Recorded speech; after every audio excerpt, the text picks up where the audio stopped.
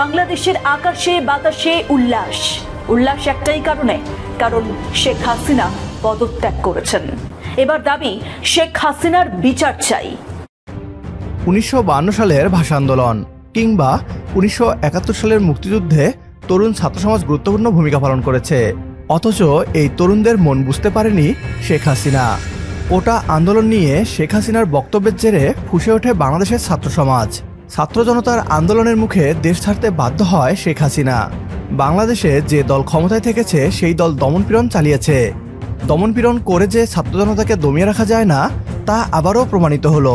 ছাত্রদের আন্দোলন এবং শেখ হাসিনার পতন নিয়ে আলোচনা করছে পশ্চিমবাংলার মিডিয়া। কি বলছে তারা, আসুন তা দেখি। অবশেষে ছাত্রদের বিক্ষোভের কাছে শাসকের পরাজয়। এবার দাবি শেখ হাসিনার বিচার চাই। বাংলাদেশের আকাশে বাতাসে এই স্লোগান এখন ঘুরে বেড়াচ্ছে। শেখ হাসিনার দেশত্যাগের পর গণভবন দখল করে নেয় ছাত্র জনতা। এরপর প্রধানমন্ত্রীর কার্যালয়ও দখল করে নেওয়া হয়। আর তারপরেই স্লোগান উঠতে থাকে শেখ হাসিনার বিচার চাই। এবার বাংলাদেশের ভবিষ্যৎ কি? শেখ হাসিনার কি হবে? প্রশ্নগুলো উঠছে। কণ্ঠরোধ করার চেষ্টা অনেক হয়েছে, বাংলাদেশের গণমাধ্যমগুলো এমন দাবি করেছে। আজকে যখন লাইভ দেখাচ্ছিল তখন ওখানকার সাংবাদিকরা বলছিলেন সংবাদ মাধ্যমের কণ্ঠরোধ করার চেষ্টা করা হয়েছে। তবে আজ আর কোনো কণ্ঠরোধ নয়, আজ আর কোনো ভয় নয়। আর আজ দেখুন বাংলাদেশের কি অবস্থা। বাংলাদেশের আকাশে বাতাসে উল্লাস। উল্লাস একটাই কারণে, কারণ শেখ হাসিনা পদত্যাগ করেছেন। তরুণদের মন বুঝতে ব্যর্থ। জনতার রোষের কাছে গদির অহংকার ফিকে হয়ে গেল। দীর্ঘদিন বাংলাদেশে সুষ্ঠুভাবে নির্বাচন না হওয়ার যে অভিযোগ ছিল তা আসলে সত্যি ছিল। সেটা আজকে প্রধানমন্ত্রী শেখ হাসিনার বাধ্য হয়ে ইস্তফা দেওয়ার পর প্রমাণ হয়ে গেল নাকি? প্রমাণ হয়ে গেল এই আন্দোলন আসলে মানুষের আন্দোলন ছিল। এত প্রাণহানি বাংলাদেশ কোনো গণ আন্দোলনে দেখেনি এর আগে। সরকারকে প্রথম থেকে যে ধরনের প্রতিক্রিয়া দিতে দেখা গিয়েছিল সেটাও একেবারেই দেখা যায়নি। সেদিন পতনের বীজ বোনা হয়ে গিয়েছিল, যেদিন রাজাকার শব্দটা মুখ থেকে বের করেছিলেন শেখ হাসিনা।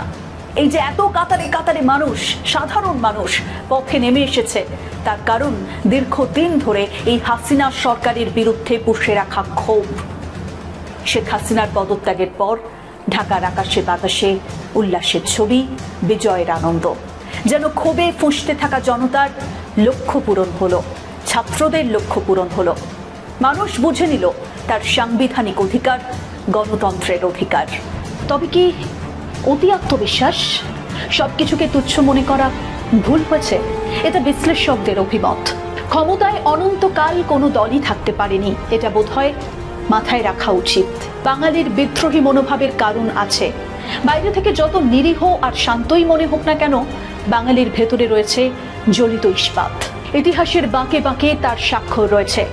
আন্দোলন আজ এসেছে সমাজ ও রাষ্ট্রের বৈষম্য ও মানবিক অসাম্যের বিরুদ্ধে।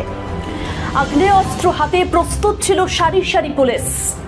দমন পীড়ন প্রথম থেকে চলেছে, কিন্তু উন্মত্ত জনতা আর কোনো কিছুকেই বাঁধ মানেনি। জনতা বুক চিতিয়ে বলেছে এই বুকে গুলি করো, তবু শেখ হাসিনার পদত্যাগ চাই। মৃত্যুকে আমরা ভয় পাই না। তড়িঘড়ি দেশ ছাড়তে হলো শেখ হাসিনাকে। এক ভয়াবহ দুর্যোগের দ্বার প্রান্তে এসে দাঁড়িয়েছিল সোনার বাংলাদেশ। উন্মত্ত জনতা মীমাংসা চেয়েছিল, আর তারপর বাংলাদেশ চলে উঠেছিল। কোনো আলোচনা, কোনো রফা, কোনো আপোষ, হাসিনার সরকারের কোনো কিছুই আজ শেষ পর্যন্ত কাজ করলো না। ছাত্র আন্দোলন নয়, এটা একটা বড় চক্রান্ত। এই দাবি ফিকে হয়ে গেল শেখ হাসিনার এবং আওয়ামী লীগের। প্রমাণ হয়ে গেল এই দাবি আসলে জনতার দাবি ছিল। বারবার অভিযোগ তোলা হয়েছিল যে সরকার তাদের পাখির মতো গুলি করে মারে, সেই সরকারের সাথে কি আলাপ আলোচনায় বসা যায়? আর কোনো সময় পাওয়া গেল না, ইস্তফা দিতেই হলো শেখ হাসিনাকে। বাংলাদেশের তরুণ প্রজন্মের মনে বিশ্বাস ঢুকে গেছে। রাজনৈতিক দমন পীড়নের সংস্কৃতি সব পর্যায়ে ছড়িয়ে পড়েছে। বাংলাদেশে যে দল ক্ষমতায় থেকেছে সেই দল দমন পীড়ন চালিয়েছে, আর সেই দমন পীড়ন যখন ছাত্রদের প্রতিবাদী শক্তিতেও ঢুকে পড়েছে, তখন জ্বলে উঠল সোনার বাংলাদেশ। শেখ হাসিনার এই পদত্যাগ থেকে পরবর্তী সরকারকে শিক্ষা নিতে হবে।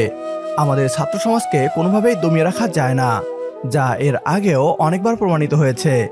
আমরা চাই সুন্দর একটি বাংলাদেশ, যে বাংলাদেশে কেউ অবহেলিত হবে না, রাজনৈতিক পরিচয় নয়, বরং বাংলাদেশের নাগরিক হিসেবে সবাই পাবে রাষ্ট্রীয় সুযোগ সুবিধা, হরণ করা হবে না মানুষের বাকস্বাধীনতা। এমন একটি সুন্দর বাংলাদেশের প্রত্যাশায় শেষ করছি আজকের ভিডিও। পরবর্তী ভিডিও দেখার আমন্ত্রণ জানিয়ে বিদায় নিচ্ছি আজ। আল্লাহ হাফেজ।